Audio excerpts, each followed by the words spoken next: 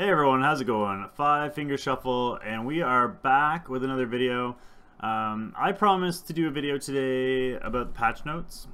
My intention was to go through all the patch notes because we were told there was going to be like 6 or 7 pages of patch notes. So we did get those today. I was going to read through the entire thing, but after reading them over a couple of times, I feel like most of the information that is in there is I discussed it yesterday, or at least the important stuff. So what I'm going to do instead is we're going to go through the 5 most important balance patch changes, or I guess skill balances that you guys should be aware about and you should consider when you're building your champions and making new 6-stars. So I know in stream a lot of times recently people have been asking me what should I 6-star next. And my answer recently has been wait until the patch notes come out because you never know what's going to change. That being said, not a lot really changed. I feel like this particular patch, and they did warn us about this, they said that this patch is going to be more about bug fixes than it's going to be about details in the game. I feel like they added new units just to kind of like tie us over until Balance Patch 4 when new content comes out. But I don't feel like anything in this update is going to be overly game-changing. Just to preface this, so the 5 units I'm going to go through, they're not going to be in any particular order. I was going to try and rank them from 1 to 5 or from 5 to 1, depending on how you look at it. But I feel like each individual unit has such a different place in the game that it's impossible really to rank them. So they are not in any particular order, even though I'm most likely going to count them out anyway. So, honorable mentions go out to the Dragon Guard with the reduced damage, the Dino Kid with the ignore defense, and the Magic Girl who actually got a tiny, well, I guess the Siege Tower with the shred defense. Both fire and dark, by the way. I know people were asking about that. And the Magical Girl, who actually got a tiny bit of a buff, which seems kind of weird. The last skill, I'm actually going to show this. It's not part of the top 5, but we're going to show it anyway. Where's my Magical Girl? There she is. So on this skill, Ribbon Whip, the last skill up is plus 5 damage, but that's being switched to minus 10% cooldown. So you're going to get another second almost off of your Ribbon Whip. So you'll be able to use this defense break a little more often, which is kind of nice. I mean, if you're using her for dungeons, that's a nice little buff for dungeons. For PvP, I feel like it doesn't change very much. But yeah, for dungeons, that's kind of nice. So let's get into the top 5. The first one I want to talk about is probably first on many people's lists. It is the Manas, or I guess all the Timekeepers.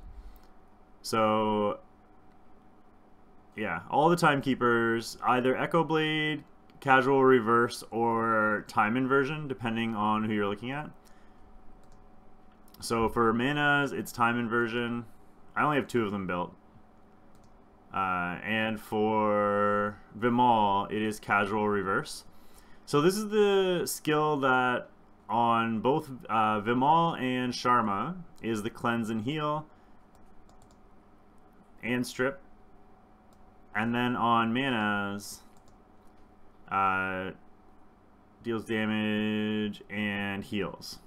So the heal on this has been nerfed. I've been getting messages on Discord quite a bit already today since this came out. The healing is going to be reduced by 60%. 60% is a huge number. Basically, that means he already didn't have a huge heal. It was kind of on the smaller side. For speed runs, it was enough to keep you alive. That will no longer be the case. So he's going to only be 40% of the healer he was before. He still will be useful. This lower skill cooldowns is amazing. The ongoing damage is great. The mortal wounds and blocks buff is great. And the on the other guys, on Sharma and on Vimal, the strip And the cleanse is also great as well. The cleanse doesn't work very well because your units actually have to be in front of him directly when he uses it. But the strip is amazing. I know I've been using him in Steel Widow 11. Hopefully my runs still work when he's not there, or when he's still in the team, because I like having the skill cooldown reduction.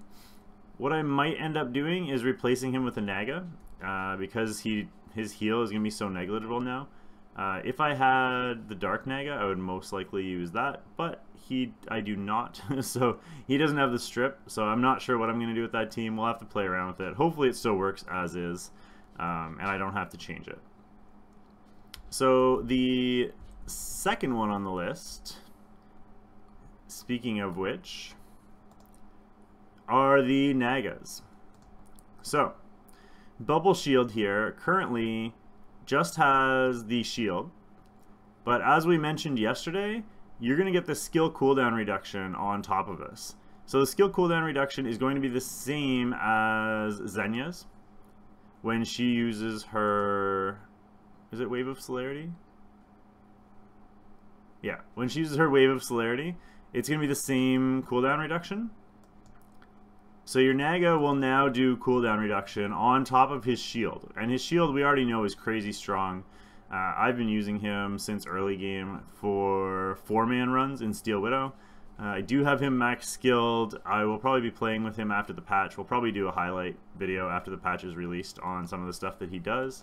But yeah, that's kind of exciting. He is number 4 on the list of changed units. Number 3 on the list of changed units is the Monkey Kings. So I happen to have 2 of them. The first one that I'm going to look at is the Fire one. The Fire one, so all of them, all elements, Nimbus Strike, increases damage by 40% for both normal and empowered versions. So you get a 40% damage buff on your basic skill right over the top. Really, really nice. Overhead Flip, which is this one. The cooldown is going to be reduced from 8 seconds down to 6 seconds, which is really nice. And added 1 skill level that will increase damage as well. So I guess this is going to be up to level 6 with another 10% damage as well. And then if you come to the Nature one, who I actually, since the patch notes are now out and I didn't know what else to 6-star, I 6-starred him.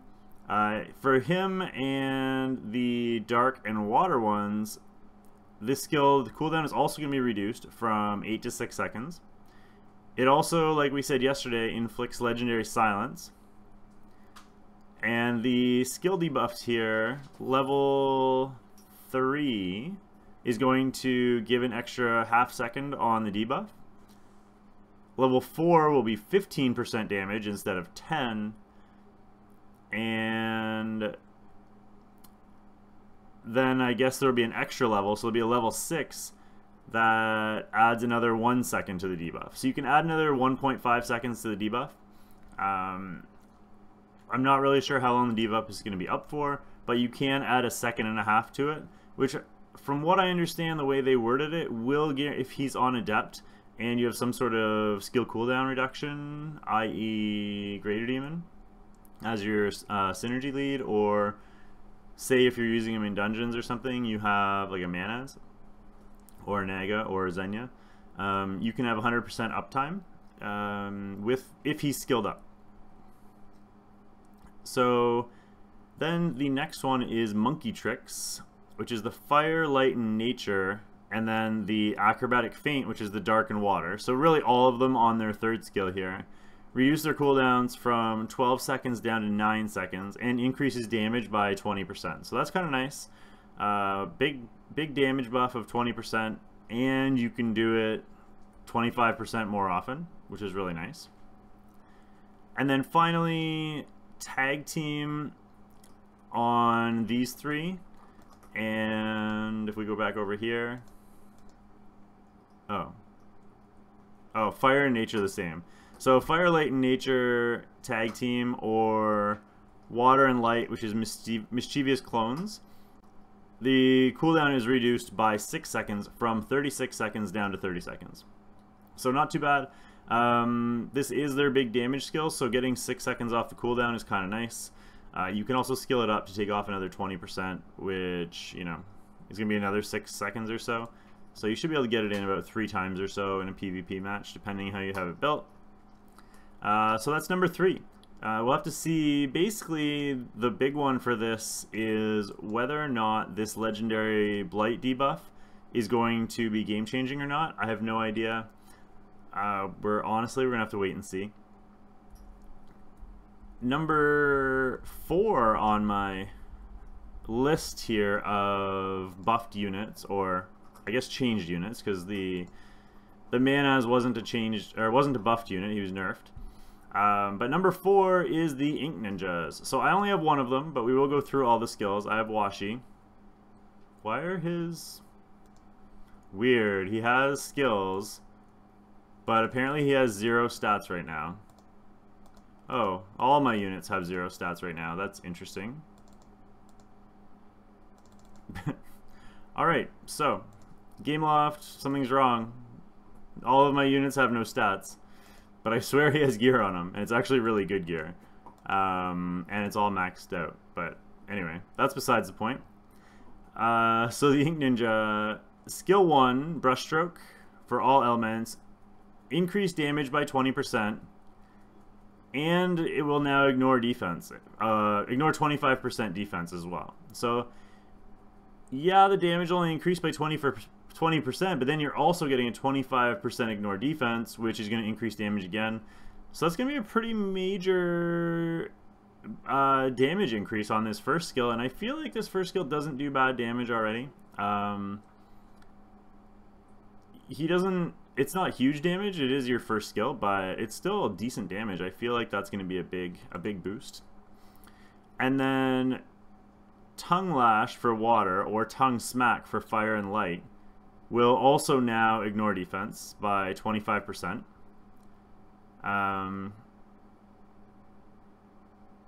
So that's interesting. I mean, he has a defense break, so I don't know why he needs ignore defense on this skill, because he also has a defense break on this skill. I feel like that's a little odd.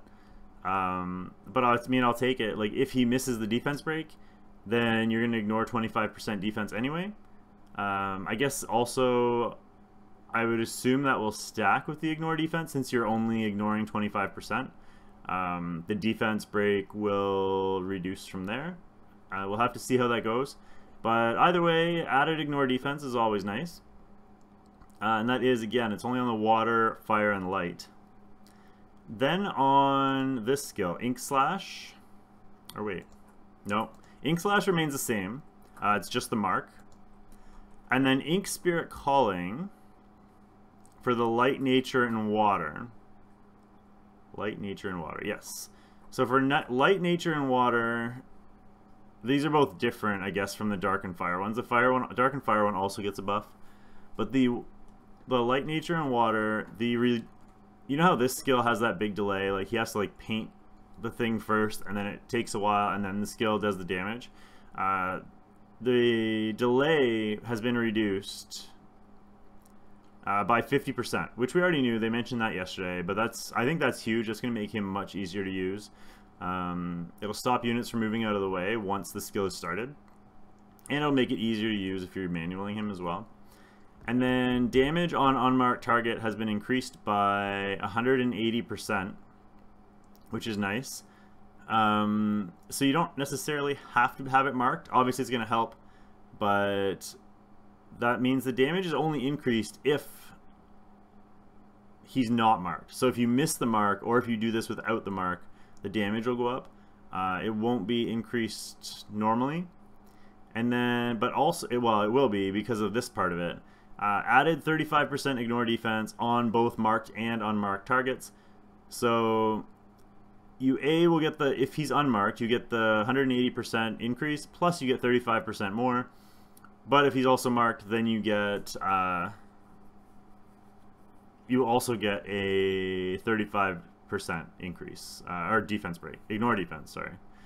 So that's nice. I mean, that's 3 skills suddenly with ignore defense on him, plus some damage buffs. I'm all for that. And then finally, the same skill, crit damage bonus increased to 30% on marked target, in addition to automatic crit.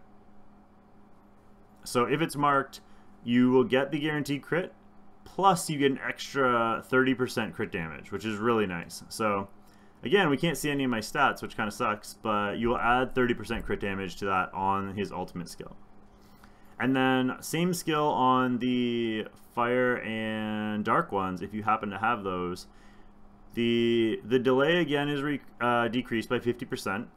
The damage on unmarked target has been increased by 180% still, and ignores 35% of defense on the unmarked target and 65% of defense on the marked target. So if you have the fire one or the dark one, when you land the mark, that's a 65% ignore defense. That's pretty big. I don't know which I think is better now between all of the elements. I mean, that 65% defense would be really nice. But yeah, we'll have to take a look. And then finally, the final unit we're going to talk about that got what I think is probably the biggest buff out of everybody are the Archangels. So everybody was expecting this massive buff on the Archangels. It wasn't as big as everybody was expecting, mainly because everyone that had the nature one has been calling, everyone with the nature one has been calling for a buff forever, myself included. As I do have mine max skilled, unfortunately, and he still is going to, so he did get a big buff, but he's still going to be the worst of the Archangels. I know a lot of people are mad about that, but there always has to be one unit that's the worst, right? Just because you happen to have the worst and I happen to have the worst doesn't mean he sucks. He's going to be actually relevant now. You can use him in dungeons. He may actually be really good for water floors as well, or in Blitz. Because this shield now, instead of being based on each ally's max HP, is now going to be based on his max HP. So what does this mean? Basically what this means is, say you were shielding an Blade Master, and the Blade Master has 20 to 30k HP. I don't know what the percentage of the shield is total, but this says plus 30%. Of whatever the HP is. So maybe say it started at 30% and now you're up to 60%. So 60% shield on a 20k unit is going to be 12k. So you get a 12k shield. Not too bad, right? But now, say you get 100k on HP on this guy, and it's still a 60% shield, he can now put a 60k shield on your Blade Master. Think about that. All of a sudden, you can have a 100k HP Blade Master. I mean, that's enormous. If you have a, like my fire one, oh, right, we can't, apparently we can't see stats today. My fire one has 40k HP. So if I could get this guy to 100k HP, and my fire one is at 40k HP, and it's a 60% shield, which, based on the skill ups, I mean, I thought 60% would have been high, but if this is plus 30%, then it stands to reason that the actual shield is either 20 or 30%, which we don't know what it is. I don't think they have, no, they don't have details on this champ, unfortunately. But, I mean, if you can make your Blade Master have 100k HP, that's going to make it a lot easier as opposed to 40k HP with the other shield. That's a huge buff. You're adding, like, whatever it works out to be. You're adding a solid, like, 50k shield to your unit based on how well you gear this guy.